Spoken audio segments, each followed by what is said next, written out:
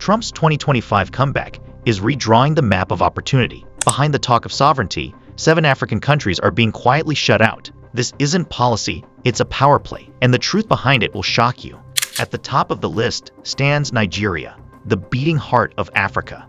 With over 200 million citizens, Nigeria is a giant of culture, technology, and ambition. From Silicon Valley engineers to Wall Street analysts, Nigerians have contributed to nearly every sector of the American economy. But for Trump's administration, Nigeria has long been seen through the lens of risk. They point to visa overstays, security issues, and asylum misuse. Yet critics argue that this isn't about policy. It's about perception, a fear of a rising generation of brilliant African professionals who no longer fit the outdated stereotypes. Since his first term, Nigerians have faced some of the harshest visa denials, and in 2025, those barriers have only grown higher. Families are split, students are stranded, and professionals are being forced to pack up their American dreams. To millions of Nigerians, the message feels unmistakable: you are not wanted here. Sudan follows close behind, a country with a painful history of revolution and recovery. Its people have endured wars, dictatorship, and famine, and for many, the U.S. once symbolized safety and opportunity. But under Trump's 2025 policies, Sudan has again been stamped high risk. Thousands of Sudanese applicants are rejected without reason, their hopes crushed under the weight of bureaucracy. Washington tells it caution. Sudanese families call it cruelty. These are not threats. They are teachers, doctors, and students trying to rebuild their lives. For them, every rejection letter is not just a denial. It's a message that even survival isn't enough to earn a place in America. Then there's Somalia, a nation forever tied to U.S. politics since Trump's first travel ban years ago. The same rhetoric is back, only now it's hidden under new legal language. Officials speak of national security, but the real effect is human. Fractured families, separated loved ones, and shattered dreams. Somali Americans have built thriving communities in the U.S., especially in Minnesota and Ohio. They are entrepreneurs, public servants, and proud citizens. Yet even in 2025, their relatives abroad remain trapped behind policies that see them as potential dangers instead of contributors. Every family reunion delayed, every visa denied. It's a quiet heartbreak repeated thousands of times. Eritrea stands next, one of the most closed-off nations on earth, where citizens are often forced into military service for life. Many Eritreans flee oppression, seeking freedom abroad. But for those looking toward the U.S., the door has nearly slammed shut. Trump's immigration officials cite identity verification and security concerns, but humanitarian groups call it what it is: discrimination by design. Genuine asylum seekers are being refused at alarming rates. For Eritreans, the irony is painful. The nation they once saw as a beacon of liberty now feels like another border they must fight to cross. Libya, long fractured by conflict and chaos, is another name on Trump's restricted list. After years of U.S. and NATO intervention, Libya's citizens continue to suffer the fallout. Yet rather than offering aid or opportunity, the U.S. government continues to block entry under the banner of terrorist threats. Most Libyans applying for visas aren't extremists. They're doctors, students, and families yearning for stability. But in Trump's America, their passports tell a different story.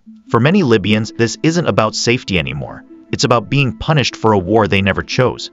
Chad reappears as a quiet addition, another echo of Trump's first travel ban. Once removed from the list after global criticism, it has reportedly returned to the spotlight in 2025, this time without announcement, without press conferences, and without justification. The official reason, once again, is data cooperation, a vague phrase often used to hide deeper motives. But experts in international relations say the truth lies elsewhere. Chad has long been a crucial ally of the United States in West and Central Africa. Its troops have fought shoulder to shoulder with American and French forces against extremist groups like Boko Haram and ISIS affiliates in the Sahel. Thousands of Chadian soldiers have died on battlefields that America barely mentions anymore. And yet, in Trump's 2025 playbook, Chad finds itself back under suspicion. Chadian travelers arriving in U.S. airports face intense questioning, background checks that drag for months, and unexplained visa denials. Diplomats quietly complain that their requests are ignored. Even Chadian students, once welcomed under exchange programs, now find their dreams stuck in bureaucratic limbo. To the people of Chad, it feels like betrayal disguised as national security, as though loyalty, no matter how proven, can still be erased with a stroke of a pen.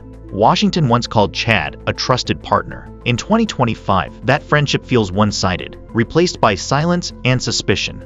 And then comes Tanzania, the surprise that no one saw coming. Peaceful, stable, and known for its long-standing ties with the United States, Tanzania has always been viewed as one of East Africa's most reliable partners. Its tourism sector welcomes millions, its business ties with U.S. companies are deep, and its citizens rarely appear in global controversy. So when reports emerged that Tanzania was facing new immigration restrictions, shock rippled through both Dar es Salaam and Washington. Officials claim the move is based on high visa overstay rates and document verification concerns. But insiders hint at something more political, a broader, quiet campaign to reduce African migration overall. Since early 2025, Tanzanian applicants have experienced massive delays. Student visas are held up without reason. Skilled workers are rejected over minor errors. Even tourists, families with clean records, face intense scrutiny. Airlines report increased cancellations, while Tanzanian business leaders warn that these restrictions could harm trade, tourism, and educational exchange. For many, it feels less like policy and more like punishment. The closing of a door once wide open. "We were partners," a Tanzanian diplomat was quoted saying. "Now we are suspects." But the pattern doesn't end there. Beyond these 7 nations, new names are being whispered through diplomatic corridors. Countries quietly added to Washington's watch list, where restriction is only a signature away. Among them, Ethiopia, Ghana, and the Democratic Republic of the Congo. Ethiopia, once hailed as Africa's rising star, is now facing mounting scrutiny under Trump's 2025 immigration reviews. A nation of deep history and extraordinary resilience, Ethiopia has weathered civil conflict, economic reform, and geopolitical tension in the Horn of Africa. For years, Ethiopian doctors, engineers, and entrepreneurs have been welcomed in the U.S. building communities and contributing to American progress. But recent tensions, from regional instability to concerns about internal security, have pushed Ethiopia into Washington's cautious gaze. Behind the scenes, American officials cite unreliable documentation and conflict-driven migration. But critics say it's another excuse, another way to limit African presence in America's immigration pool. Thousands of Ethiopian applicants report unexplained denials, and U.S. embassy appointments are now booked months out. The message is subtle but powerful. Opportunity is shrinking, and the walls are closing in. Then comes Ghana, perhaps the most shocking name of all. Long celebrated as one of Africa's most stable democracies and a close U.S. ally, Ghana has been a symbol of African pride and progress. American presidents, including those before Trump, often praised Ghana as a model of democracy. But in 2025, that praise has turned into policy hesitation. Sources inside the State Department reveal that Ghana's visa overstays and migration trends have triggered a quiet review. But political analysts argue there's more beneath the surface, a strategic attempt to control migration from even the most stable African states, proving that no country is exempt when politics drives policy. For Ghanaian families with relatives in America, this shift feels personal. Students are watching their scholarship dreams vanish. Skilled professionals are forced to look to Europe or Asia instead. To many Ghanaians, it feels like America has forgotten who its true friends are. And finally, the Democratic Republic of the Congo, DRC. One of Africa's richest lands and resources, but one of the most misunderstood by the West. From cobalt to gold, the DRC powers much of the world's modern technology. Yet its people continue to face poverty, conflict, and instability. For decades, thousands have sought new beginnings abroad, hoping for safety and opportunity.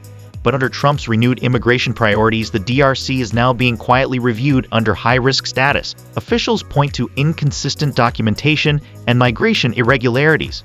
But human rights organizations say this is yet another blanket judgment, punishing ordinary Congolese citizens who had nothing to do with their government struggles. Congolese students studying in the U.S. are finding it harder to renew visas. Refugees with legitimate asylum claims are being denied. Business investors are seeing deals crumble overnight. The country that once symbolized refuge now feels distant and cold.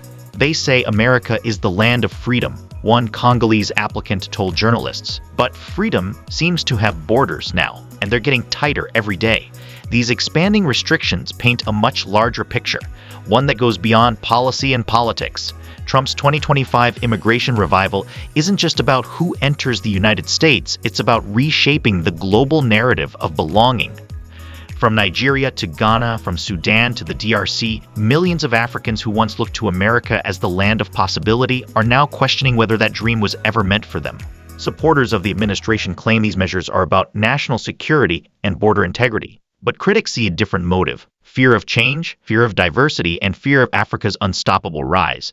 Because despite these bans, one truth remains: Africa is no longer waiting for permission. The continent is building its own future. New industries, new tech hubs, new universities, and new partnerships with Asia, the Middle East, and even Latin America. Every door that closes in Washington opens another in Nairobi, Kigali, or Accra, and every visa denied becomes fuel for a new kind of determination: the will to prove that no policy can stop progress. Trump's 2025 policies may block entry, but they can't block ambition. They may slow movement, but they cannot silence momentum. The new generation of Africans isn't just looking to move west, they're looking to move forward.